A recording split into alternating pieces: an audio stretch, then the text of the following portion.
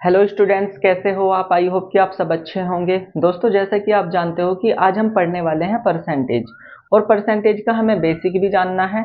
तो देखिए, मैं इसमें आपको ये बताऊंगा कि परसेंटेज को फ्रैक्शन में कैसे बदलना है और फिर उस फ्रैक्शन का हमें कैसे यूज करना है किसी भी सवाल में। देखिए, जैसे कि यहाँ पे लिखा हुआ है कि 500 का 20% कितना होगा, या फिर 500 में 20% की वृद्धि करने पर वो संख्या कितनी हो जाएगी। या फिर क्वेश्चन इस तरीके से भी पूछ सकते हैं कि 500 में 20% की कमी करने पर कितनी संख्या आएगी, कौन सी संख्या वो होगी। तो समझिए, मान लेते हैं कि जो ये 20% है, सबसे पहले मैं इसके बारे में आपको बता देता हूं क्वेश्चन कराने से पहले। आप इसकी जगह कोई भी फ्रैक्शन यूज कर सकते हो, लेकिन सबसे पहले मैं बात करूंगा वृद्धि की, कि 20% की क्या हो रही है, यहाँ पे वृद्धि हो रही है। आपके लिए मैं यहाँ पे एरो का साइन लगा देता हूँ ऊपर की ओर, मतलब कि 20% की वृद्धि हो रही है, या फिर प्लस का साइन भी हम यहाँ पे यूज कर सकते हैं। लेकिन अगर कमी की बात करेंगे तो एरो का साइन नीचे की ओर हो जाएगा और प्लस की जगह क्या हो जाएगा, माइनस हो जाएगा। या फिर आप इसको माइंड में भी अपने याद रख सकते हो। तो समझिए, 20% की फ्रैक्शन होती है 1/5। भाई 20% है, परसेंटेज का साइन हटा के बटे में 100 करोगे और फिर 20 से 100 को काट दोगे, 5 आएगा, ऊपर 1 आ जाएगा, नीचे 5 आ जाएगा, तो फ्रैक्शन आ गई 20% की 1/5। अब ये जो नीचे वाली संख्या है, इसको बोला जाता है हिंदी में हर, इंग्लिश में बोला जाता है डिनोमिनेटर। तो ये जो 5 है ना, इस यहाँ पे इसे बोला जाता है प्रारंभिक मान। प्रारंभिक मान कैसे, जैसे कि क्वेश्चन में 500 दे रखा है, तो इस 5 यूनिट की वैल्यू ही 500 हो जाएगी। कैसे होगी वो मैं आपको समझाऊंगा। इंग्लिश में इसको बोलते हैं इनिशियल वैल्यू।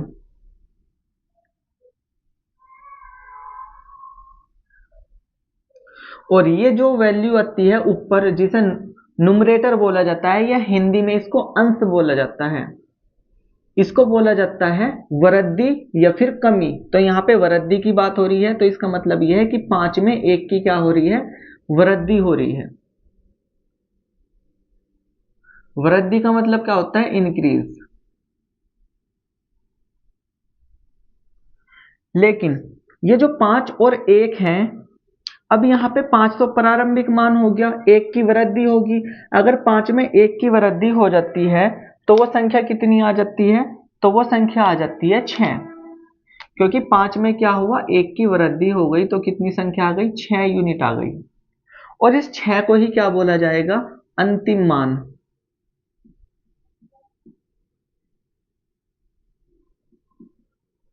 मतलब कि फाइनल वैल्यू। अब क्वेश्चन में पूछा, कहा गया था, क्वेश्चन में कहा गया है कि 500 में किसकी वृद्धि होगी, 20% की। अगर 500 में 20% की वृद्धि हो जाती है तो वो संख्या होगी क्या, समझिए। यहाँ पे आप ऐसे याद रखिए, ये जो 5 यूनिट है, इस 5 यूनिट की ही वैल्यू क्वेश्चन में कितनी दे रखी है, 500 दे रखी है। इस 5 में किसकी गुना करें कि 500 आ जाए, तो आप बोलोगे कि इसमें 100 की गुना करनी पड़ेगी। लेकिन क्वेश्चन में पूछा गया है कि अंतिम मान क्या होगा, वो संख्या कितनी हो जाएगी जब हम 500 में कितनी वृद्धि करेंगे, 20% की। तो भाई कितनी हो रही है वो संख्या, 6 यूनिट हो रही है। और 6 यूनिट में हमें गुना किसकी करनी है, 100 की। तो हम 6 यूनिट में 100 की गुना करेंगे तो कितना हो जाएगा, 600। और यही हमारा क्या हो जाएगा, आंसर हो जाएगा। कहने का मतलब यह है कि अगर हम 500 में 20% की वृद्धि कर देते हैं तो वो संख्या कितनी हो जाती है, 600 हो जाती है।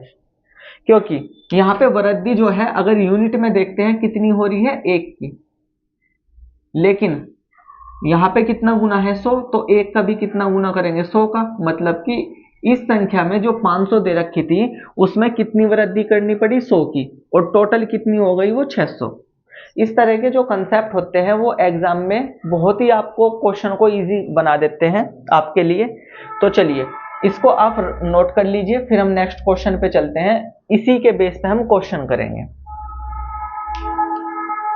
चलिए दोस्तों, क्वेश्चन देख लेते हैं। मैं इसको कर देता हूं रफ, या फिर एक क्वेश्चन इसकी इसी तरह का मैं एक क्वेश्चन और आपको बता देता हूं।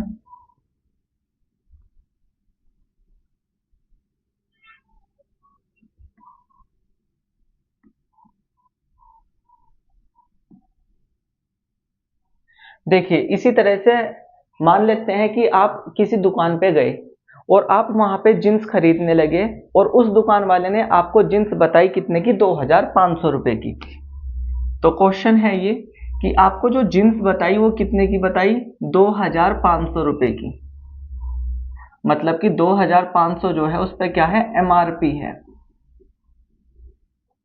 इसके बाद फिर वो दुकान वाला आपको कह देता है कि चल भाई हम तेरे को इस पे 25% का डिस्काउंट दे देते हैं। तो 25% का आपको क्या मिल गया, इस पे डिस्काउंट मिल गया। तो आप अब ये बताइए कि 2500 रुपए पे जो 2500 रुपए है, इन पे अगर आपको 25% का डिस्काउंट मिल जाता है तो वो जींस कितने रुपए में खरीद दी जाएगी, ये क्वेश्चन यहाँ पे बन जाता है। समझिए, जैसे मैंने आपको बताया है कि सबसे पहले आपको क्या करना है, सबसे पहले आपको इस परसेंटेज को फ्रैक्शन में कन्वर्ट कर लेना है। तो 25% का जो फ्रैक्शन होता है कितना होता है, 1/4 होता है। इसका मतलब ये है कि इस 4 की वैल्यू जो है ना वही दे रखी है 2500 रुपए। मतलब कि इस 4 यूनिट की वैल्यू कितनी दे रखी है, 2500 रुपए। इस 4 का कितना गुना होगा देख लेते हैं।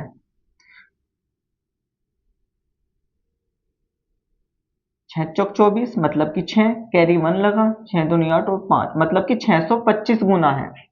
जब हम 625 में 4 की गुना कर देते हैं तो कितना आ जाता है, 2500 आ जाता है। और डिस्काउंट कितने का दिया गया है, 1 का डिस्काउंट दिया गया है। मतलब कि 1 का डिस्काउंट ना दे के कितने का दिया गया है, 625 का, क्योंकि 1 यूनिट की वैल्यू ही कितनी आई है, 625।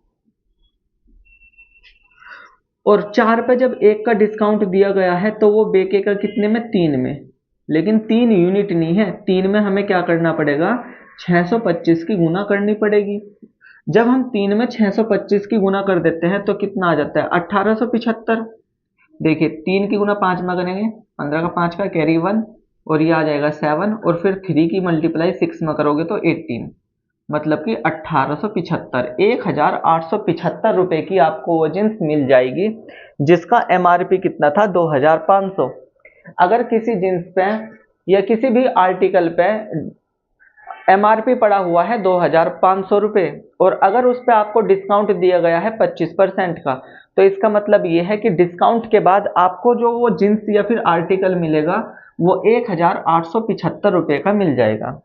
ठीक है दोस्तों, तो इसी तरह का अगर आपका बेसिक कंसेप्ट जो है वो क्लियर हो जाता है, उस पर आपकी कमांड बन जाती है, स्ट्रोंग हो जाता है, तो इसके बाद ही क्या होगा, आप बड़े बड़े सवालों को क्या कर सकते हो, आसानी से कर सकते हो। तो मैं अब यहाँ पे क्वेश्चन ले लेता हूँ, तो इसको मैं कर देता हूँ रफ। और इसी तरह के कुछ क्वेश्चन हैं जिनको हम करने वाले हैं और एग्जाम में इसी तरह के क्वेश्चन पूछे जाते हैं। देखिए क्वेश्चन पूछा जाएगा इस तरीके से कि एक कर्मचारी की मजदूरी में 20% की कटौती की गई है। यदि उसकी मजदूरी को पुनः पहले की मजदूरी के बराबर लाना हो तो उसमें कितनी वृद्धि करनी पड़ेगी। ऑप्शन दे रखे हैं 27.5%, 25%, 22.5% या फिर 20%।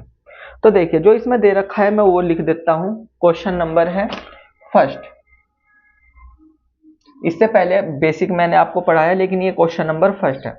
देखिए 20% की क्या की जा रही है, कटौती की जा रही है। कटौती मतलब कि कमी। तो यहाँ पे अगर 20% की कमी हो रही है तो आप एरो का साइन नीचे की ओर लगा दीजिए या फिर माइनस का साइन लगा दीजिए, बस आपको और कुछ नहीं करना है। समझिए अब ये जो 20% है इसकी फ्रैक्शन आपको मैंने अभी बताई थी कितनी होती है, 1/5 होती है।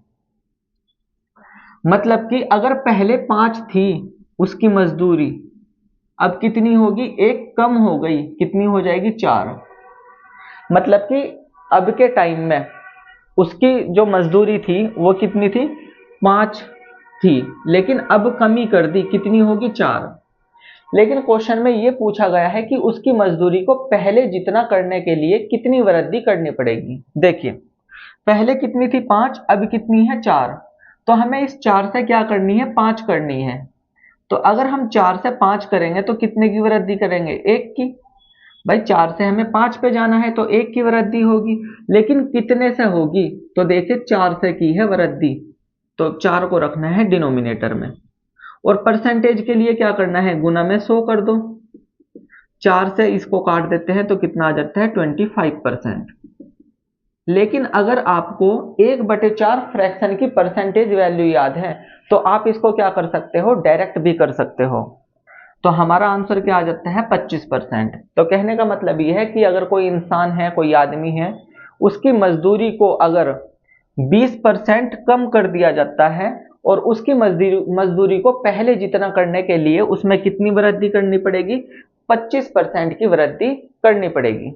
तो चलिए इसको नोट कर लीजिए, फिर मैं दूसरा क्वेश्चन आपको करा देता हूं इसी तरह का।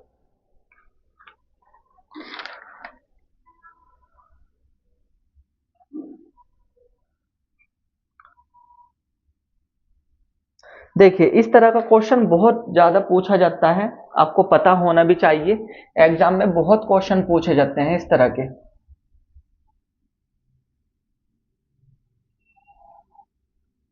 देखिए क्वेश्चन में बोला गया है, यदि एक संख्या में 25% वृद्धि कर दी जाए और उससे प्राप्त संख्या में 25% कमी कर दी जाए तो उसकी अंतिम प्रतिशत वृद्धि या कमी होगी। देखिए इस तरह का क्वेश्चन बहुत आता है। क्वेश्चन नंबर सेकंड है, कोई वस्तु है और उस वस्तु में पहले क्या कर दिया गया? 25% की क्या कर दी गई? वृद्धि कर दी गई। लेकिन उसके बाद उसी संख्या में 25% की क्या कर दी गई? कमी कर दी गई। तो क्वेश्चन में यह पूछा गया है कि ओवरऑल उसमें कितने परसेंट की वृद्धि होगी या फिर कितने परसेंट की कमी होगी। तो इसके लिए देखिए मैं कई सारे मेथड आपको बताऊंगा, समझिए। सबसे पहले मैं इसका बता देता हूं रेशो वाला मेथड। आप जानते हो कि 25% की फ्रैक्शन कितनी होती है? 1/4। यहां पे भी कितनी हो जाएगी? 1/4। अगर मैं पहली 25% की बात करता हूं जिसमें वृद्धि हो रही है, तो कोई संख्या 4 से कितनी हो जाती है? 5। 4 से कितनी हो गई? 5 हो गई। लेकिन जैसे ही मैं बात करता हूं 25% की कमी हो रही है, मतलब कि 1/4, 4 से 1 की कमी हो जाती है तो कितना आ जाता है? 3 आ जाता है। क्योंकि देखिए यहाँ पे 25% की कमी थी ना, मतलब कि 4 में 1 की कमी कर दी। अगर हम 4 में 1 की कमी करेंगे तो कितना आएगा? 3 आएगा। अब करना क्या है? इनकी आपस में गुना कर देते हैं। 4 की गुना 4 में करेंगे कितना आएगा? 16। और 5 की गुना 3 में करेंगे कितना आएगा? 15। तो कितनी कमी हो रही है? ये आ जाती है प्रारंभिक मान, ये आता है अंतिम मान। तो 16 से कितनी कमी हो रही है? 1 की कमी हो रही है। कितने से? 16 से।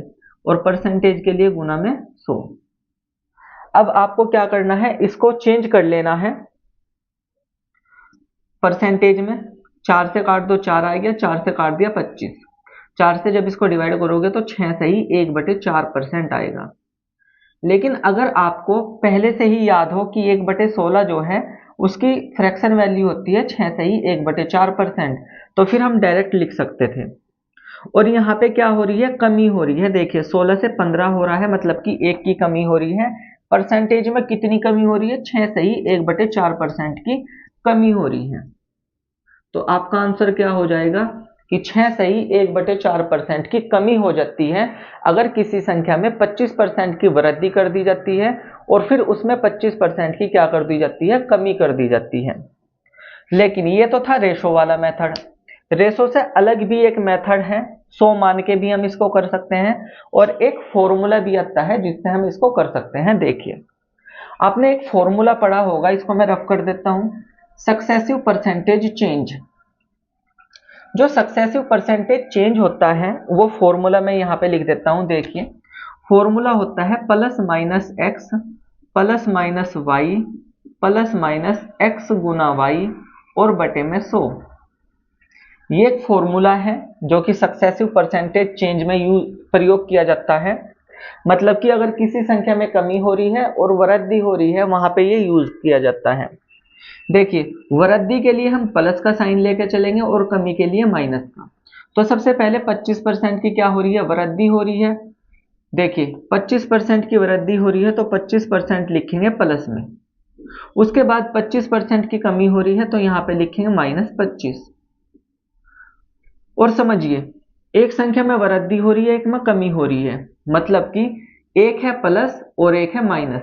जब इनके बीच में गुना करते हैं तो रिजल्ट जो आता है निकल के वो माइनस आता है।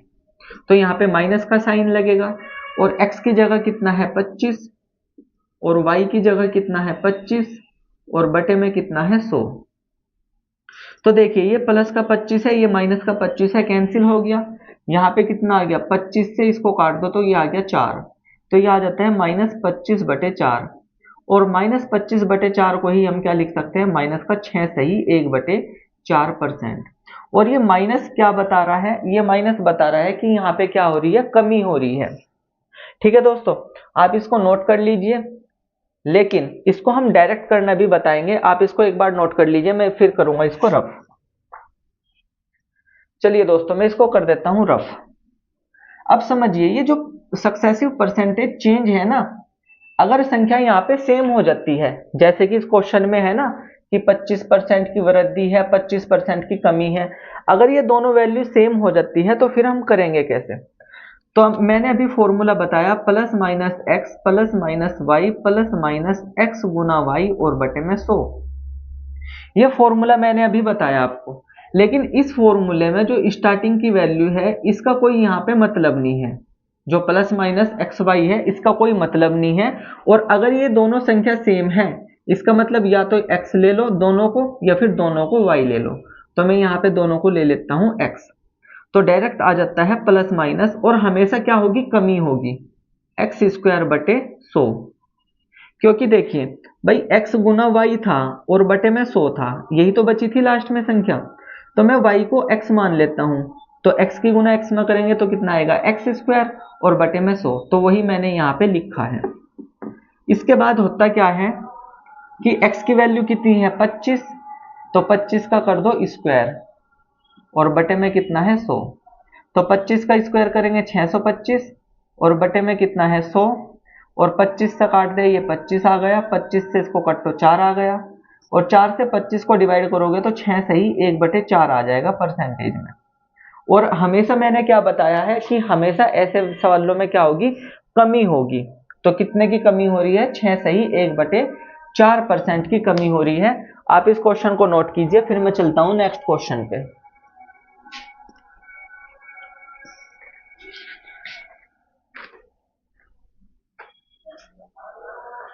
चलिए दोस्तों, मैं इसको रफ कर देता हूं और इस तरह का क्वेश्चन भी एग्जाम में आ जाता है, जैसे कि आपको बोर्ड पे देखने के लिए मिल रहा है। क्वेश्चन में देखिए क्या कह रखा है। इस क्वेश्चन में कह रखा है यदि किसी वृत्त की त्रिज्या में 50% की वृद्धि कर दी जाए तो उसके क्षेत्रफल में कितनी वृद्धि होगी। समझिए इस क्वेश्चन को कैसे है। ये क्वेश्चन नंबर ये 3 है। देखिए एक वृत्त है, ये एक वृत्त है, सही बना नहीं, ये एक वृत्त है और इस वृत्त में क्या इसकी त्रिज्या है यहां से यहां तक, ये r है।